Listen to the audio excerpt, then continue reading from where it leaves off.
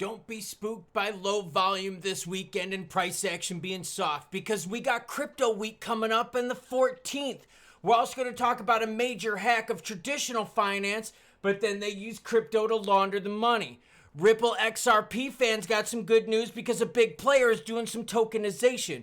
We're also going to talk about Happy Friday, Happy 4th of July, Happy Breaking Away from England Day. Now, I love my fans from across the pond, as 11% of you are from, yes, the good land. Now, you see some red up on the screen, but don't freak out, all right? There's not much news that's going to happen over the weekend to the positive side. You got traditional markets closed, but remember, you got crypto week coming up with 3 big crypto spills set to hit of the week of the 14th. So all you got to do is chill out for 1 week and an extra weekend, and then it's going to be hot, spicy, naughty, and relevant. Now, I do have some hot news, and it has to do with Mercado Bitcoin. You're like, bro, that name sounds familiar. That's because they're the biggest player, well, one of the biggest players in Latin America. Actually, they're the largest digital asset platform in Latin America. It's got to do with XRP, XRPL. Yeah, you're going to want to hear this one. Now, before we get into that, your comments come first. Why? Because you, the viewer, matter most. Bobby Bethea is hanging out with us. This is Happy 4th. Calls Happy 4th to all of you. And Bobby's also dropping support on the channel. Thank you very much. And he's got a little bit of a doggy picture. I just got back from doing some dog shopping myself. Went to a little bit of Tractor Supply Co. Got them some doggy bones along with dog food. They had some good sales going on. Jeff's hanging out with us and says, Klaus, no matter how much I've tried to follow you as much as other people, I find myself defaulting to you. And if I need any further, then I'm split for choice to find YouTubers to add to like content. And I know that kind of is going to be segregated and not full scap. Yourself, well done. Well, thank you. I appreciate the compliments. And everyone, be careful out there. Look at Picoin.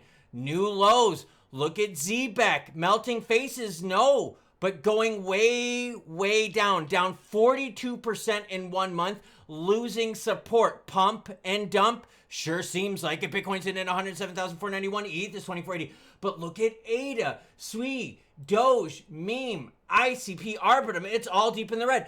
People are taking profits for the weekend. You got traditional finance markets closed. Crypto markets are open, so players are taking out money. Hackers siphon 140 million from the Central Bank of Brazil. And they're now converting it to some crypto. In a bold cyber heist on June 30th, an estimated 140 million was stolen from 6 Brazilian financial institutions through a sophisticated cyber attack targeting CNM software. Now, wait. This is where shit gets absolutely wild. Okay, so they stole 140 million worth. How much did it cost them to do this? Listen, this is where shit gets crazy. And remember, I try to bring you news from all over the place, give you a little humor, a little entertainment.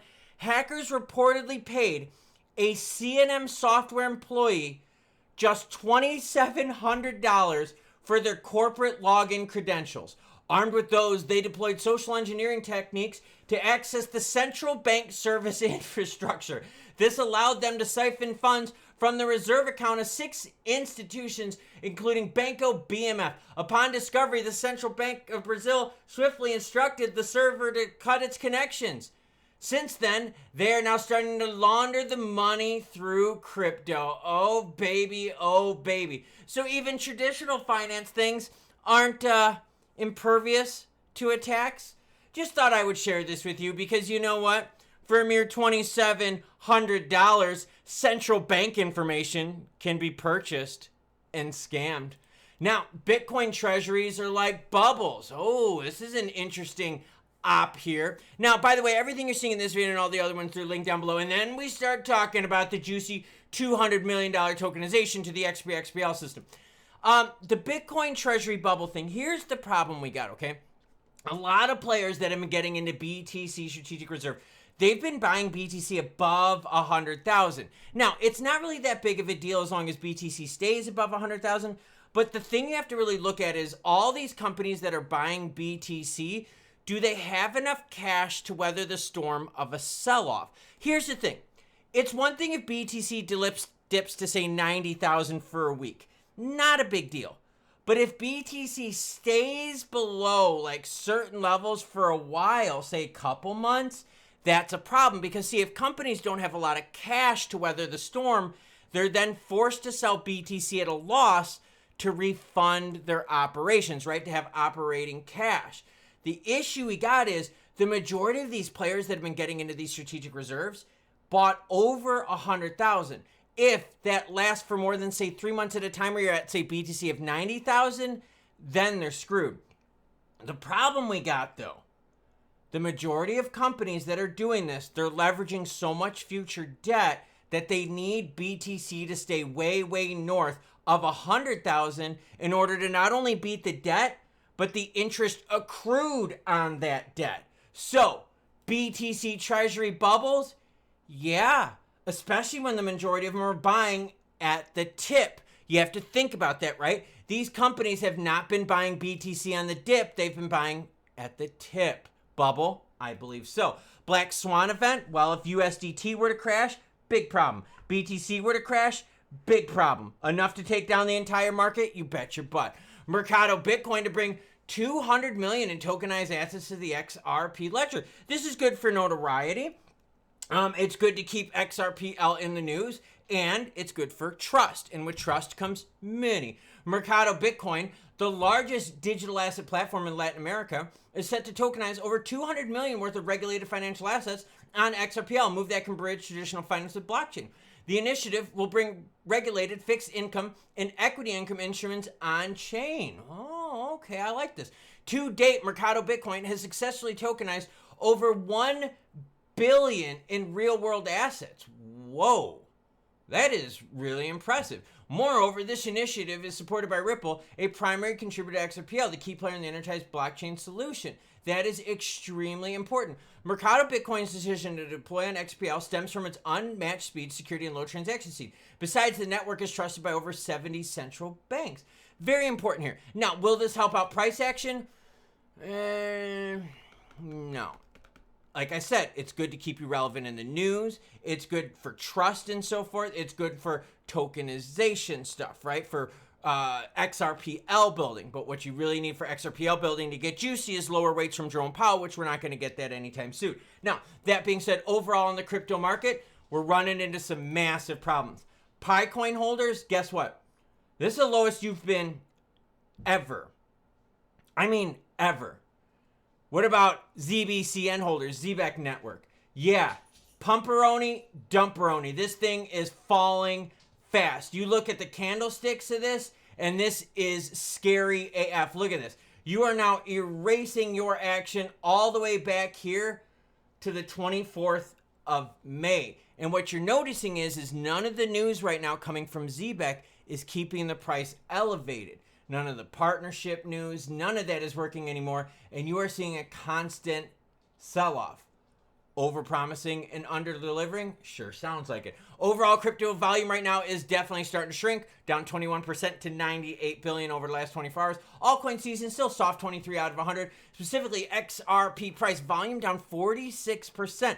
I told you we're going to start shrinking volume-wise going into the weekend. You're going to see softness price-wise, but remember, like I said, Crypto Week is coming up in about a week and a half. You just got to hold on tight so we can see exactly what's going to happen with that. Remember, Ripple applied for a federal banking license. That's another big one that's happening. So you're going to see a lot of pressure this weekend. It's up to you how to handle that pressure. But what I'm telling you is big stuff is happening from a week and a half. Can you wait that long to see how the news shakes out? We're going to learn the pain points. We're going to learn time frames. And we're going to actually see if these crypto bills have a chance to get passed. That being said, I'm fairly confident that XRP is going to stay above $2. Let's be honest here. We know what's going to happen.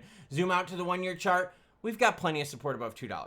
You got tariff deadlines coming up on July 9th, so about 5 days away from today. So you got some things kind of in front of us. You got CPI data coming out. I'm not too concerned about that. You got CME stuff in terms of expectations with the Fed that's coming at the end of this month. Look, we're going to be okay.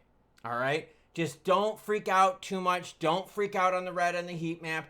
This is what happens when traditional markets are closed, when crypto markets are open. So if people need a little bit of liquidity, they need to move some money around, crypto is the only place open right now where you can make that happen. So it makes sense. People are withdrawing money. Why? Because where else are you going to withdraw? Because a lot of shit is closed. You know, the Mercado Bitcoin thing is cool with XRPL, but I really don't expect stuff like that to pump up the price. Stellar has a whole bunch of tokenization on its chain, but Stellar's price sucks balls. So again, does tokenization equal price? No, but it helps keep you relevant in the news. And in crypto right now, that is super important because for players out there that don't have a lot of news, well, people pass them up. They're not relevant. And we're seeing that right now. Even the whole ZEBEC thing, right? It pumped like crazy and now all of a sudden it is dying like crazy. Same thing with Pi. Pi had all this buildup for years and then all of a sudden when the release happened, jumperoni again. That's what happens when you're not relevant anymore. When you overhype something and then when launch happens, it poops. People are taking profits. They're looking at it going, it's not going to pump like this anymore. That's too much. Now, in terms of what we got looking forward for the next week and a half, remember, tariff deadline on the 9th of July. You've got some CPI data coming up shortly after that. You've got crypto week coming up after that. And then at the end of the month, you have Jerome Powell, who's obviously going to pause. All right. That's the zoomed out view of this month. So expect a lot of hot and heavy action in the middle of the month, some action at the end of the month. August might be a little bit of a snooze fest. And then September, first rate cut planned on the books. October, maybe we'll get some regs. Maybe we'll get some regs in September. That'd be kind of cool too. But think about this. We get from September on, things should be pretty freaking juicy. That's why Crypto Week is so big, because we're going to see if these bills even have a chance of passing and how soon will they pass. So happy 4th to you. Happy 4th to my friends across the pond that allowed us to be liberated from you.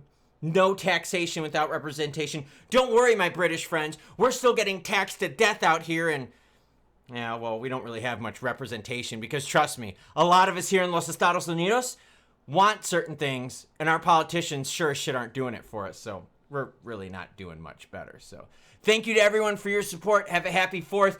Please come back on July 5th with all your fingers. Fireworks, boom, boom time. I'll catch you cool cats later. And of course, choo-choo what? Choo-choo is nachos. And go White Sox, even though they were swept by the Dodgers. But they got a chance because we're playing the Rockies, and the Rockies really suck balls this year.